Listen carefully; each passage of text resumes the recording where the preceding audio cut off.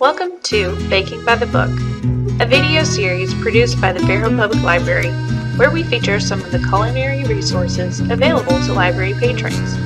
We will try out recipes for both beginner and more advanced bakers.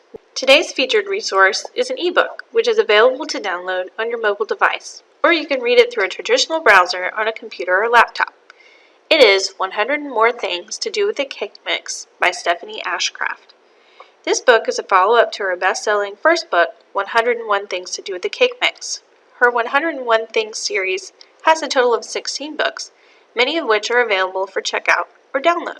The book is organized into different categories of recipes that use a standard boxed cake mix. Some standout categories include breakfast sensations, mud cakes, and family favorite desserts.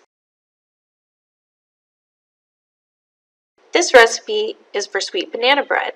It calls for 1 spice cake mix, 3 large bananas, 3 eggs, and half a cup of nuts or raisins. If you don't have a spice cake mix, you could probably use a yellow cake mix as well.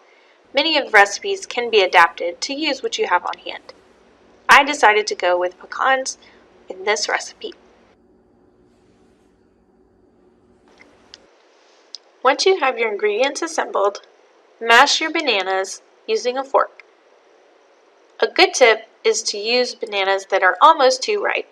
If you find that you have too ripe bananas, but you want to use them for a recipe, all you have to do is put them in the freezer for later.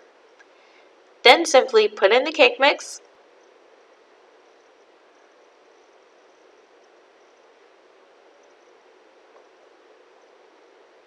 add in your 3 eggs,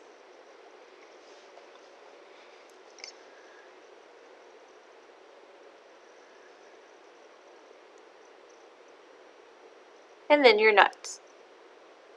If you decide not to use nuts, you can use raisins or any other dried fruit. Once you have all the ingredients in the bowl, mix completely until all the ingredients are incorporated.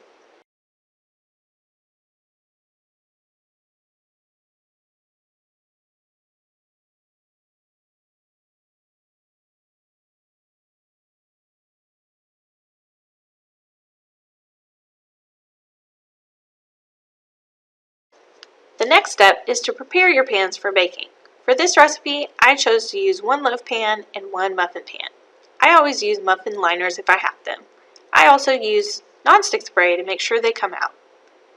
If you're using a loaf pan, it's a good idea to spray the bottom with nonstick spray and then use a piece of parchment to make sure that you can lift out your loaf later. Filling up the muffin pan, I like to use a scoop like this to make sure that each one gets an even amount of batter.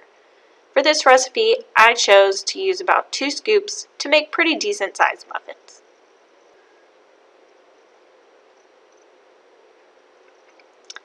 I also use binder clips on the side to make sure that the parchment paper doesn't fall when I'm trying to put in the batter. Be sure to remove those before you put this into the oven. Put the rest of your batter into the pan, and then use your spatula to smooth it out and make sure that all the batter gets to each corner. This helps to ensure that it will bake evenly when it's in the oven.